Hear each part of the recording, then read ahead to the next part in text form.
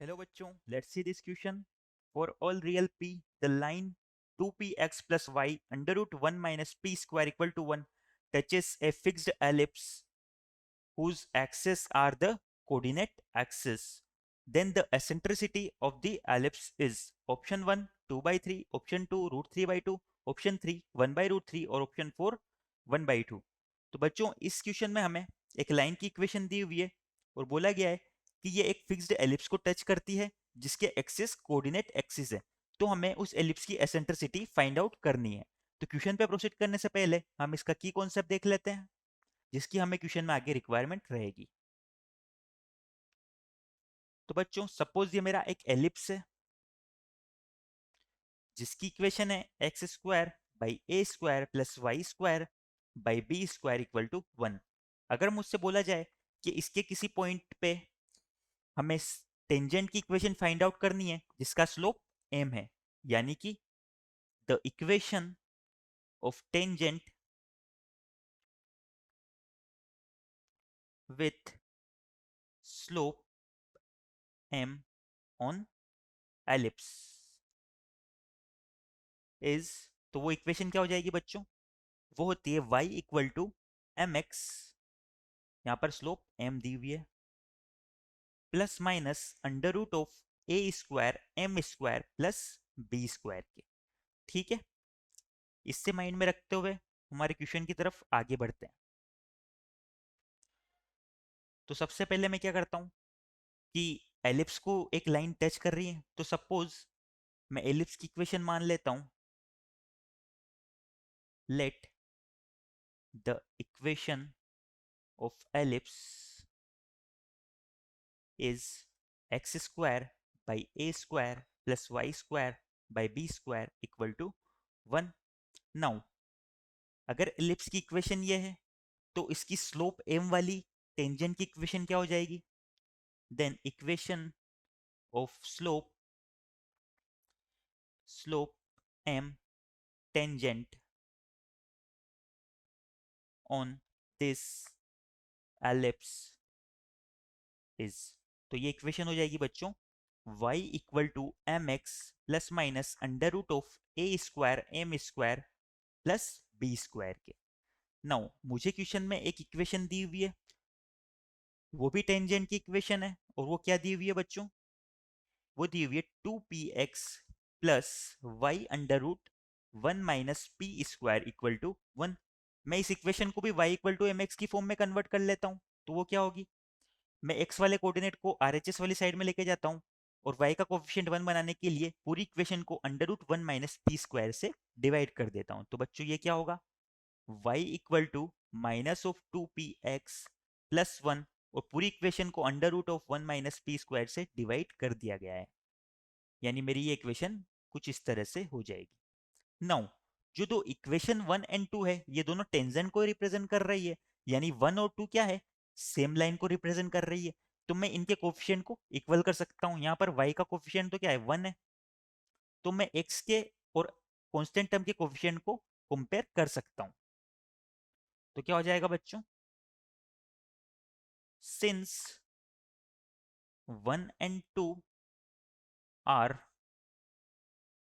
Representing same lines,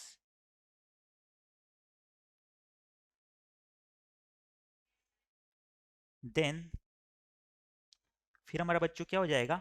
m तो equal हो जाएगा minus of 2p divide by under root of 1 minus p square के, और जब मैं कांस्टेंट टर्म को कंपेयर करता हूं तो मेरा a square m square plus b square का अंडर रूट जो है वो किसके इक्वल आ जाएगा?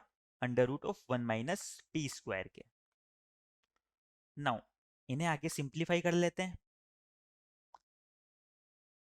तो मेरा m इक्वल आ रहा है minus of 2p under root of 1 minus p square के, और इधर से मैं दोनों साइड में स्क्वायर करता हूँ तो मेरा a square m square plus b square equal आ रहा है 1 बाई 1 माइनस पी स्क्वायर के। ठीक है, इन्हें मैं इक्वेशन 2 एंड इक्वेशन 3 एंड 4 नाम दे देता हूँ। और बच्चों मैं क्या करता हूँ कि m की वैल्यू को 3 से उठा के इस 4 में पुट कर देता हूँ। तो by equation 3 and 4। Equation 3 and 4 से क्या हो गया बच्चों, m की वैल्यू मैंने 4 में पुट की तो क्या होगा, a square into m square यानी कि 4p स्क्वायर, और डिवाइड में अंडर रूट 1 - p स्क्वायर का स्क्वायर क्या हो जाएगा, अंडर रूट कैंसिल हो जाएगा, यानी कि 1 - p square plus b square, ये किसके इक्वल आ जाएगा, 1/1 - p स्क्वायर के। ठीक है, इसे आगे और सिंप्लीफाई कर लेते हैं।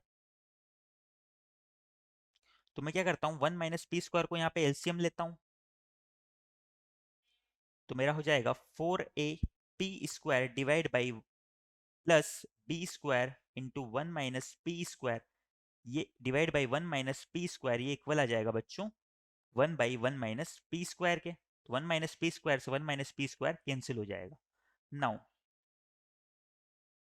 मैं p स्क्वायर वाले टर्म्स को एक साथ रख लेता हूं तो क्या हो जाएगा, p square into 4a square minus b square plus b square minus का 1 इक्वल टू मेरा 0 के इक्वल आ जाएगा। अब बच्चों यहां पर देखना, ये सारी पॉजिटिव वैल्यू है, p square into 4a square minus b square plus b square minus 1। तो ये इक्वेशन p के रियल वैल्यूज के कब कब ट्रू होगी, the equation is true for all p if, जो मेरा ये वाला टर्म है ये भी 0 के इक्वल हो जाए और ये वाला टर्म भी 0 के इक्वल हो जाए, यानी कि 4a स्क्वायर माइनस का b square equal to 0 and b square minus का 1 इक्वल टू 0 आ जाए। इससे बी स्क्वायर की वैल्यू क्या आ गई बच्चों, 1 आ गई। और अगर बी स्क्वायर की वैल्यू को मैं यहाँ पर पुट कर दूं इस इक्वेशन में, तो मेरा 4a स्क्वायर इक्वल टू आ जाएगा 1 के, और मेरा a स्क्वायर इक्वल आ जाएगा 1/4 के। तो मुझे a स्क्वायर और b स्क्वायर दोनों की वैल्यू मिल गई। अब देखना बच्चों, एलिप्स के लिए एसेंट्रिसिटी e की वैल्यू क्या होती है, जो एलिप्स है उसके लिए एसेंट्रिसिटी ई स्क्वायर इक्वल होता है 1 - a स्क्वायर या a स्क्वायर/b स्क्वायर के।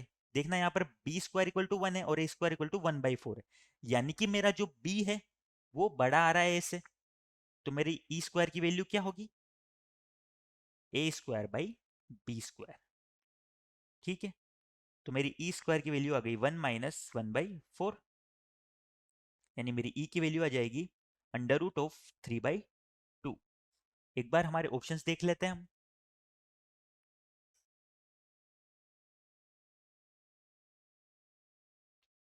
तो मेरा ऑप्शन 2 करेक्ट हो जाएगा।